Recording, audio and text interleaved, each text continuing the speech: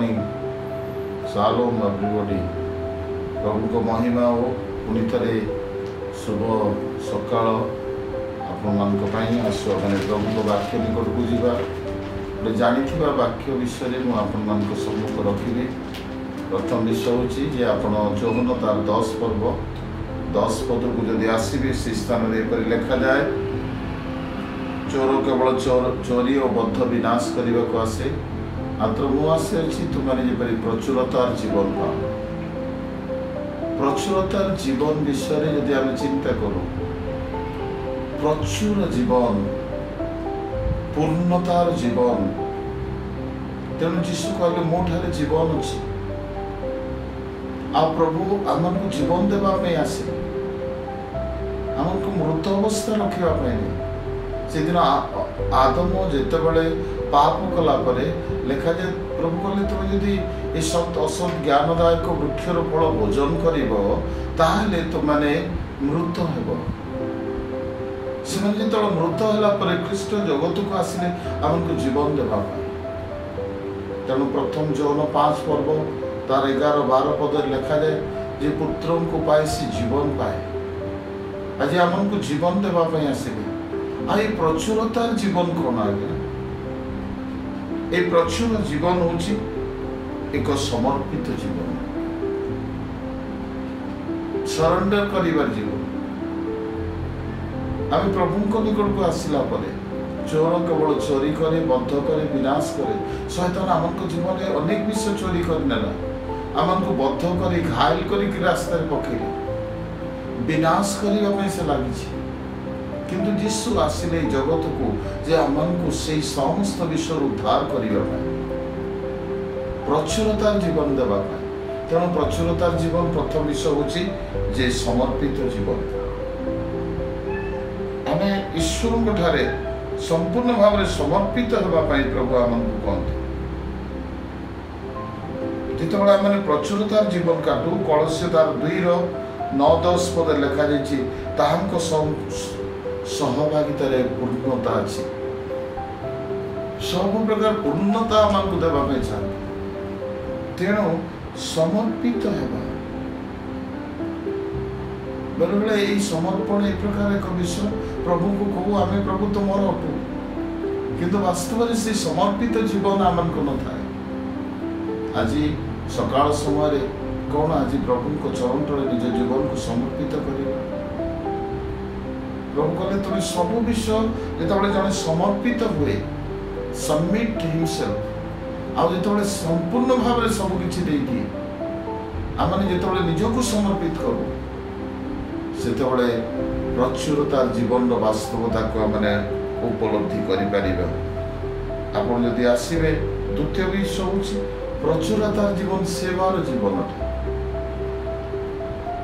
आम जो प्रचुरतार जीवन पाओ ख्रीष्ट को पाओ प्रभु आमको जीवन स्वरूप ही आसती आमको प्रचुर जीवन देवाई आनंदर जीवन देवाई शांतिर जीवन देवाई मंगलतार जीवन देवाई और आमको जीवन एक सफलतार जीवन देवाई जीशु कहते मुझे अच्छी तुमको प्रचुरतार जीवन देवाई वास्तव में आम कि से प्रकार जीवन में प्रवेश कर प्रथम समर्पित जीवन द्वितीय सेवार जीवन कौन आज्ञा प्रभु को सेवा प्रभु कहले समस्त मन समस्त प्राण समस्त अंतस्करण दे तुम आप परमेश्वर को प्रेम कर बेले बेले आम ईश्वर को सेवार अच्छु ईश्वर को सेवा करने में इच्छा करूँ किंतु वास्तव में से सेवार अंश ही न था परमेश्वर को वाक्य लिखा जाए यह हूँ प्रचुरतार जीवन एक पृथकीकृत जीवन अटे ये मिलावट की जीवन नहीं ये कौन सी प्रकार मिलामिशा जीवन नुह आज्ञा यह पृथकीकृत जीवन अटे पाप सहित नुह सालिश कर विषय नुह माने कंप्रोमाइज लाइफ नुह ये हाँ ठीक अच्छे पार्टी आज भी किसी हो जाओ ठीक अच्छे मैंने निज स्वार्थ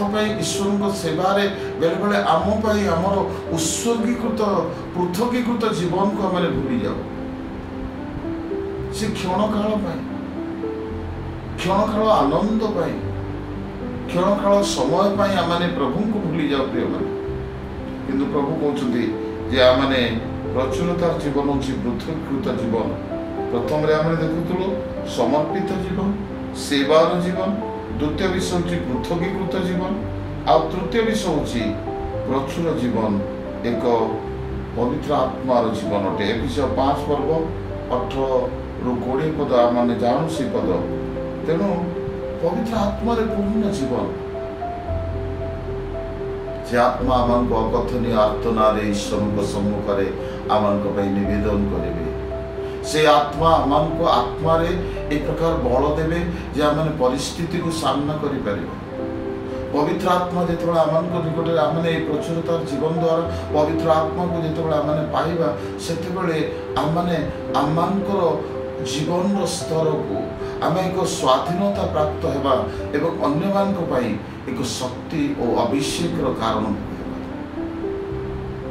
ସେମାନେ ଯେତେବେଳେ ଆତ୍ମାରେ ପୂର୍ଣ୍ଣ ହେଲେ, ଭିତରେ ଯେତେବେଳେ ଡରୁଆ ଭିତର, ଅସ୍ୱୀକାର କରୁଥିବା ଭିତର ଆତ୍ମାରେ ପ୍ରଚୁରତାର ଜୀବନ ପାଇଲା ପରେ, ଖ୍ରୀଷ୍ଟଙ୍କୁ ପାଇଲା ପରେ, ଯୀଶୁଙ୍କୁ ଆପଣ ଜୀବନରେ ପାଇଲା ପରେ, ସେ ଛିଡ଼ାଇ ପ୍ରଥମ ଥର ପ୍ରଚାର କରୁଛନ୍ତି। 3000 5000 ଆଉ ଅସଂଖ୍ୟ ଲୋକମାନେ ପ୍ରଭୁଙ୍କ ନିକଟକୁ ଆସିଲେ।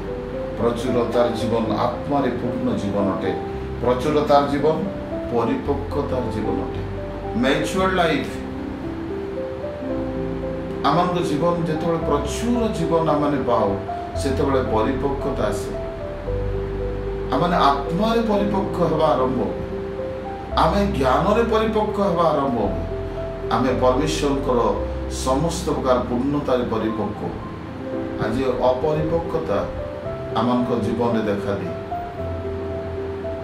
ଅପରିପକ୍ୱତା କ'ଣ କରେ? ବେଳେବେଳେ ଆମକୁ ଈଶ୍ୱରଙ୍କ ଠାରୁ ଆମେ ଅନ୍ୟମାନଙ୍କୁ କେବଳ ଦୋଷୀ କରୁ, ଅନ୍ୟମାନଙ୍କୁ କେବଳ ଆମେ ଆକ୍ଷେପ କରୁ, କିନ୍ତୁ ପରିପକ୍ୱତା ଏମିତି ନୁହଁ। ଦ ମ୍ୟାଚୁଅର ଲାଇଫ ଗୋଟେ ଭିନ୍ନ ପ୍ରକାର। ଏଇ ଜୀବନ ଅନନ୍ତକାଳୀନ ଜୀବନ ଅଟେ। ତେଣୁ ପ୍ରିୟମାନେ, ଆଜି ସକାଳ ସମୟରେ ପ୍ରଭୁ ପ୍ରଚୁର ଜୀବନ ଦେବା ପାଇଁ ଚାହାନ୍ତି। ସମର୍ପିତ ହେଇଯାଆନ୍ତୁ, ଆପଣ ଈଶ୍ୱରଙ୍କ ସେବାକାରୀ ହେଇଯାଆନ୍ତୁ, ଈଶ୍ୱରଙ୍କଠାରେ ଆତ୍ମାରେ ପୂର୍ଣ୍ଣକାରୀ ହୁଅନ୍ତୁ। ପୃଥକୀକୃତ ଜୀବନ ହଉ ଆଉ परिपक्व जीवन हो, देखिए परमेश्वर आपके जीवन के अंदर आत्मिक स्तर को दिन प्रतिदिन आत्मिक स्तर को दिन प्रतिदिन बढ़ाइबे एवं आपनकर आत्मारे आपण उत्कृष्ट पक्षी ने ऊपर को उठिबे। आसो प्रभु को चरण तले प्रार्थना करूँ। प्रभु मो जीवन में अच्छी सत कि मो जीवन शांति नहीं, मो जीवन में अच्छी सत कि मो जीवन में आनंद नहीं, मो जीवन में अच्छी सत प्रचुरता अच्छी धन अच्छी किंतु प्रभु मो वास्तव में तुम उपस्थिति अनुभव कर मो जीवन में अच्छी सत किंतु नौकरी अच्छी, घर अच्छी, सबकिछि अच्छी किंतु वास्तवता नहीं। आसु से प्रचुर जीवन देवा प्रभु आमको समर्पित हो जाओ। से प्रभु आपन को चाहते, से प्रभु आज आपन को जीवन में स्वतंत्र कार्य करने चाहते। आसु प्रभु को चरण तले निजक रखे। स्वर्गस्थ प्रभु पुणी थे आम तुम से प्रचुर जीवन को अपना जीवन में नापी तुम्हें साहाଯ୍य कर तुम आत्मा द्वारा आमको बल दिए, अभिषेक कर तुम अनुग्रह आमको धरी रख। पिता जो मैंने आज ऑनलाइन रे तुम सहभागी होती परिवार को प्रचुर जीवन दिए, से प्रचुर जीवन आनंद उपलब्धि करने दिए। समर्पित होगा जीवन, उत्सर्गीकृत होगा जीवन, पृथकीकृत होगा जीवन जेपरी से जीवन में देखा दिए। तुम्हें आशीर्वाद करो, अनुग्रह दिए, जो मैंने पीड़ित सुस्थ करो प्रभु। विशेषकर अनेक मंडली मान को भी आशीर्वाद करो। हाँ प्रभु तुम सेवक सेविका मान को अनुग्रह दिए, जो मैंने निराश से मान को भी तुम्हें आशा स्वरूप उद्धार करो। यीशु का नाम, आमीन।